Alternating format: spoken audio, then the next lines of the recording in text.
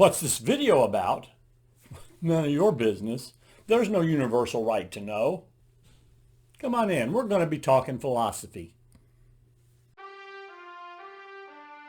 Many right-thinking, as well as many wrong-thinking individuals, are alarmed by changing emphases in reporting in the news media.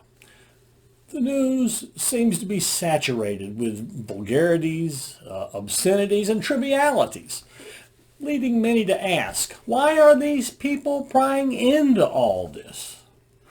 The answer most generally given is the public has a right to know. But does the public have a right to know? Does wanting to know something translate into having the right to know something? To begin with, the unqualified right to know does not exist on any logically consistent moral grounds. The proof, not my opinion, the proof is very simple. I recently heard a newscaster refer to the conflict between the right to report a story and doing the right thing.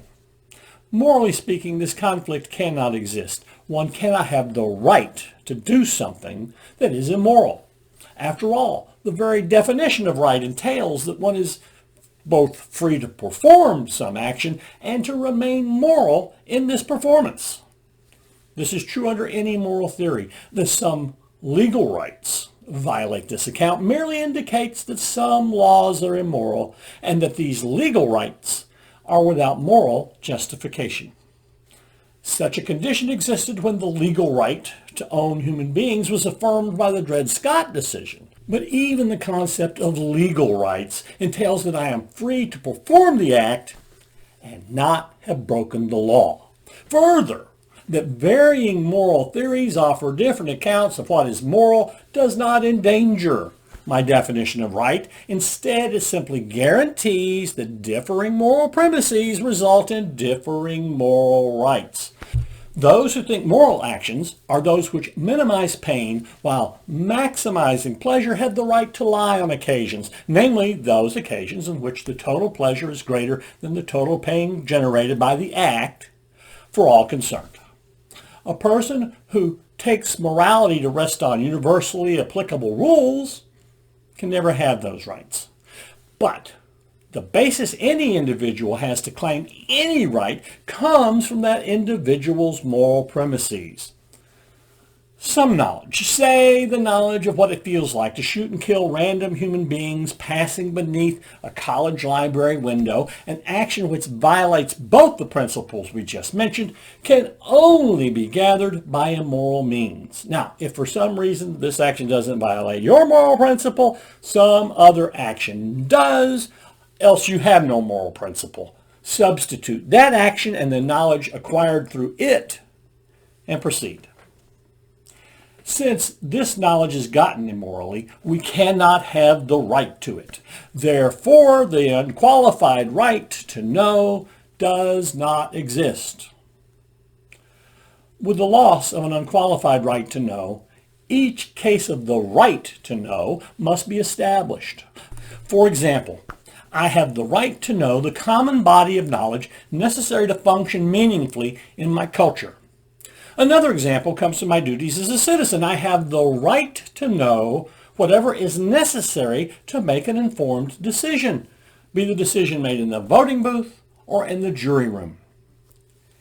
At this juncture, one might be tempted to put forward a new formulation of the unqualified right to know. Individuals have the right to know anything they do not learn through immoral activity. I see two flaws in making this universal.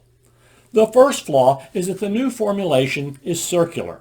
If we replace right in the new formulation with that definition or description of right suggested earlier, we get individuals are free to morally learn anything that is not learned immorally.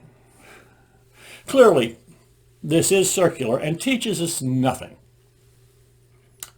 The second and more interesting flaw has to do with the large body of knowledge which can be learned without violating moral principles, but which it is not clear that I have the right to know.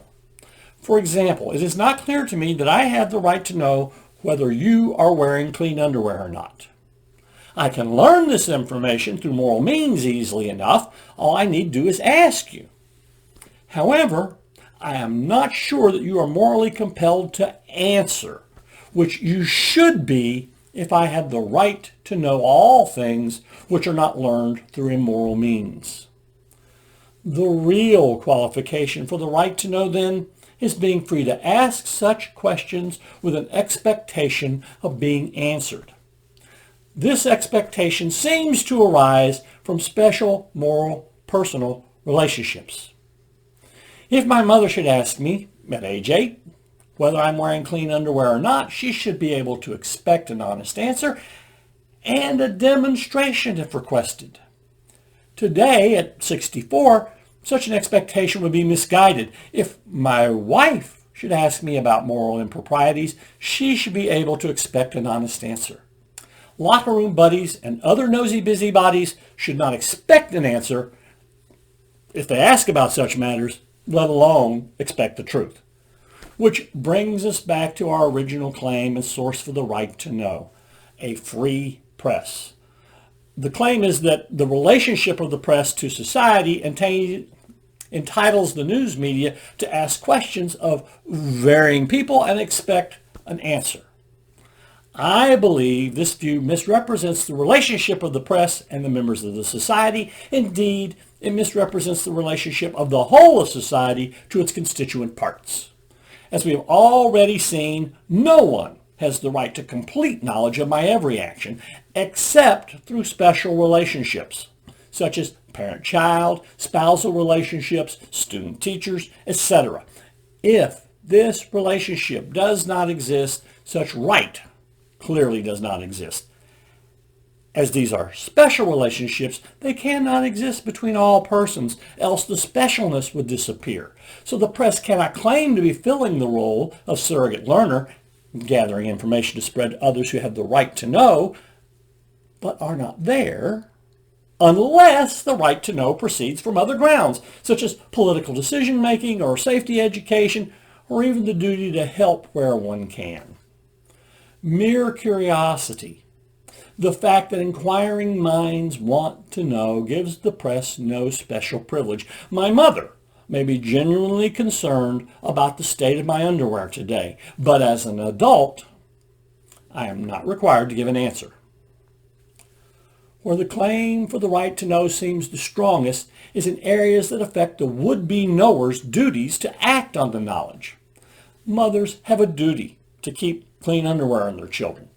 Voters have a duty to make decisions based on the best information. Juries have a duty to give a verdict based on all the pertinent information and evidence. But if you are not a mother or a voter or a juror, then you have no right to this information. When applied to the press, this position may smell of censorship. I don't think it is. I would like to take censorship to mean preventing the press from letting individuals know what they have a right to know. This is not my goal. I do not think that my position does any more than provide some grounds for editing. After all, when the newspaper does not print the encouraging results of my bare minima, no one feels the censorship has taken place.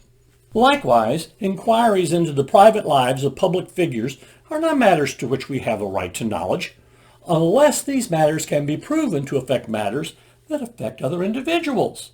The responses given by many, who knows what matters, is a case of the informal fallacy argumentum ad ignorantium, or an appeal to ignorance. Our ignorance about a matter does not entitle us to act however we like on the matter, but rather is a call to learn more about the matter.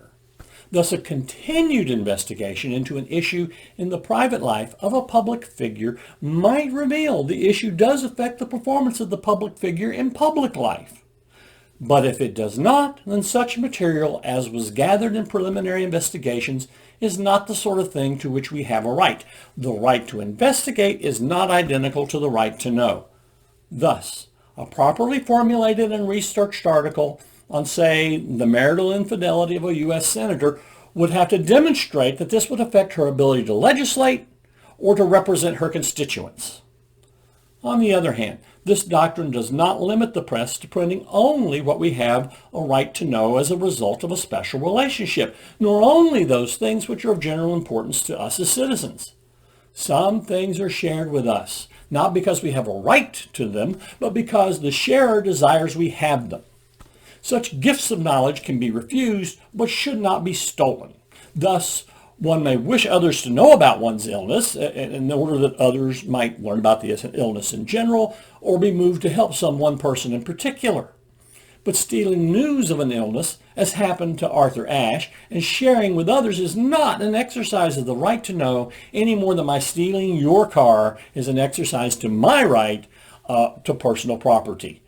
Limiting the press's activity to reporting those two sorts of matters, things which we have the right to know and gifts of knowledge, is not censorship. Instead, it is protecting the press from immorality. The proper relationship of the press to society is not as a procurer for the public's every curiosity, but rather the unfettered educator of citizens of a free and just society. I hope you enjoyed this episode. If you did, please consider subscribing and sharing with your friends so we can all continue to talk philosophy. This video is produced under the patronage of George Hales, our executive producer, and courtesy of Andrew Beeman Cavallaro, our producer. To become part of the support team, please go to www.patreon.com/talkingphilosophy for more information. To become a friend of the channel, let me know that you've seen 5 episodes by posting your handle in the comments section, and I will add you to our list. Thank you so much, and keep talking philosophy.